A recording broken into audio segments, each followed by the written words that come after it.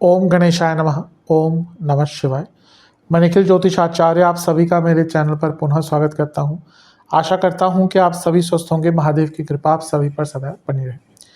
ये वीडियो कुंभ यानी कि एक्वेरियस के लिए अत्यंत विशेष है, क्योंकि वीडियो है 21 से 27 अक्टूबर 2024 के साप्ताहिक राशिफल के बारे में। कैसा रहेगा आने वाला सप्ताह कुंभ के लिए।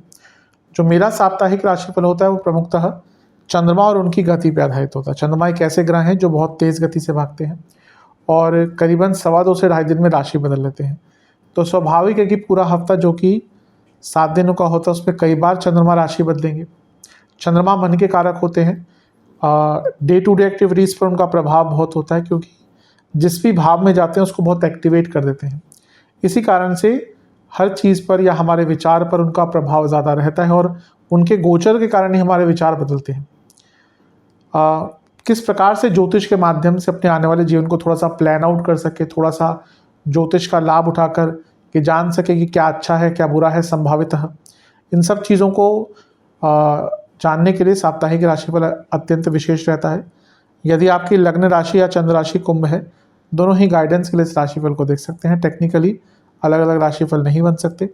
जहाँ से आपको ज़्यादा रिलेट करता है, सूट करता है, वहाँ से देखिए।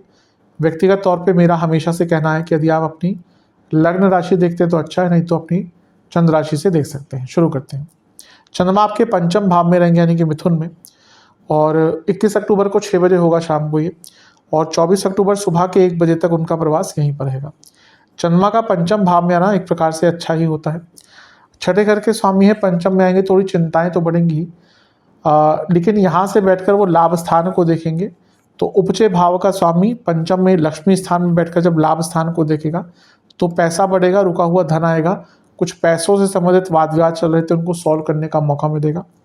पंचम के चंद्रमा क्रिएटिविटी बढ़ाते हैं, पंचम के चंद्रमा सोचने का तरीका बढ़ाते हैं, पंचम के चंद्रमा व्यक्ति के सोचने की क्षमता को और बढ़ाते हैं। तो ये समय अपनी क्रिएटिविटी का है, ये समय अपने आप को मानसिक रूप से और आगे बढ़ाने का है। और पंचम के चंद्रमा क्योंकि लक्ष्मी स्थान में बैठे हैं, वो पैसे कमाने के आइडियाज़ भी बहुत देते हैं। तो धन अर्जित करने के लिए तो बहुत अच्छा समय है। कोई साधना करना चाहते हैं, पूजा पाठ के लिए भी समय काफ़ी आपका अच्छा रहेगा। बस ये है कि ओवर थिंकिंग से बचिएगा, क्योंकि ये जो क्रिएटिविटी है ये ओवर थिंकिंग तरफ जाते में टाइम नहीं लगाती। थोड़ा सा ध्यान दीजिएगा। नवांश कुंडली बता रही है कि सब ठीक है लेकिन शांत रहना है, किसी से ज़्यादा रिएक्टिव नहीं रहना। दशांश कुंडली कार्य क्षेत्र में कुछ अलग मत कीजिएगा। हाँ, जो लोग जॉब चेंज का प्रयत्न कर रहे हैं समय अच्छा है। बिजनेस के हिसाब से अगर कोई वाद विवाद चल रहा है तो उसका कॉम्प्रोमाइज़ करने का मौका मिल सकता है, कोई रिस्क मत लीजिएगा। लव लाइफ के हिसाब से एक ही प्रॉब्लम है कि पुरानी चीज़ों पर झगड़े बहुत होंगे। वैवाहिक जीवन थोड़ा सा फ्रेंडली एटमॉस्फेयर रखिएगा। स्टूडेंट्स की जहाँ तक बात है, और संभावनाएं ढूंढी और पॉसिबिलिटीज़ ढूंढी, ऐसा लग रहा है कि और बहुत कुछ कर सकते हैं लेकिन कर नहीं रहे। सेहत के अनुसार पेट के रोग, गले के रोग और जोड़ों का दर्द तंग करेगा। सर्वाष्टक में आपका तीसरा घर अत्यंत बली है, जो बता रहा है कि एक प्रकार से कुछ भी बड़ा निर्णय अगर लेना हो तो आगे बढ़ सकते हैं, लेकिन उसी चीज़ में आगे बढ़िएगा जिसमें आपको क्लैरिटी हो। रिस्क वाली चीज़ें यहाँ पर मत कीजिएगा। 24 अक्टूबर सुबह के 1 बजे चंद्रमा आ जाएंगे आपके छठे घर में यानी कि कर्क में ही, और 26 अक्टूबर सुबह के 10 बजे तक यहीं पर रहेंगे। चंद्रमा का छठे घर में आना मिश्रित प्रभाव देता है। यहाँ पे चंद्रमा विपरीत राजयोग बना रहे हैं, लेकिन जैसे मैं बता चुका हूँ कई बार कि छठे घर या चंद्रमा का विपरीत राजयोग कोई बहुत स्ट्रांग नहीं होता। हाँ, मंगल के साथ है जो नीच है, और छठे घर के मंगल बहुत अच्छा प्रभाव देते हैं। तो ये लीगल कार्यों के लिए, कार्य क्षेत्र में आगे बढ़ने के लिए, कंपटीशन के लिए बहुत अच्छा है। अपने दुश्मनों पर हावी रहने के लिए बहुत अच्छा है। मंगल 10वें घर के स्वामी है, तो कार्य क्षेत्र में अपने स्किल्स को दिखा पाएंगे। मंगल तीसरे घर के स्वामी हैं।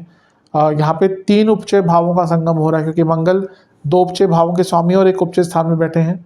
तो ये समय आगे बढ़ने का है।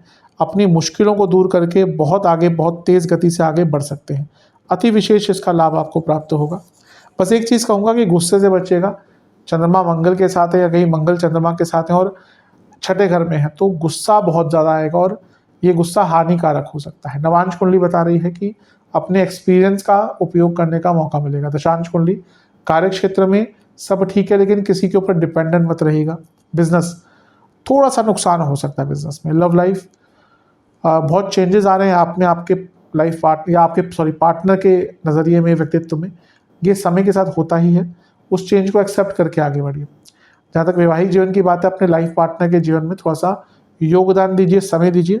स्टूडेंट्स की जहाँ तक बात है, एक अकेलेपन का एहसास यहाँ पे अवश्य दिख रहा है। ऐसा लग रहा है कि आपको समझने वाले लोग नहीं हैं, तो थोड़ा बहुत अपनी संगत पर ध्यान दीजिए। जहाँ तक सेहत की बात है, आपको पेट के रोग बहुत तंग करेंगे, एसिडिटी बहुत तंग करेगी, नसों के रोग तंग करेंगे। सर्वाष्टक में आपका चौथा घर बली है।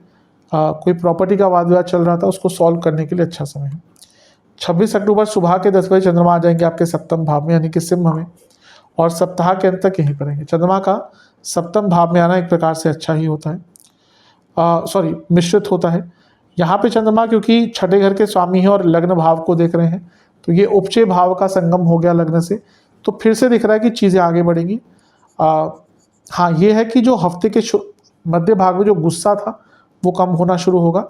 यहाँ पर अच्छी चीज़ यह है कि लग्न के स्वामी की दृष्टि है, तो वो अच्छा ही होता है। लेकिन ये लग्न के जो स्वामी हैं आपके, वो शनिदेव है, तो विषदोष भी बन रहा है। अपनी इमेज को लेकर बहुत कॉन्शियस रहेगा। यहाँ पर अचानक से सब अच्छा होते बिना आपकी एक उदासीनता की तरफ आपका मन चले जाएगा, फिर उसका बुरा प्रभाव पड़ सकता है। तो इन सारी चीज़ों पर बहुत ध्यान देने की आवश्यकता है। अपने पूरे बॉडी लैंग्वेज पर, व्यक्तित्व पर, वाणी पर बहुत ध्यान दीजिएगा। कहीं भी इम्बैलेंस आया तो उसका एकदम प्रभाव आपकी गुडविल पर पड़ सकता है। पति पत्नी के बीच में झगड़े थोड़े से यहाँ पे हो सकते हैं, और यहाँ पे बस मैं यही कहूँगा कि वाद विवाद से बचिए किसी के साथ भी।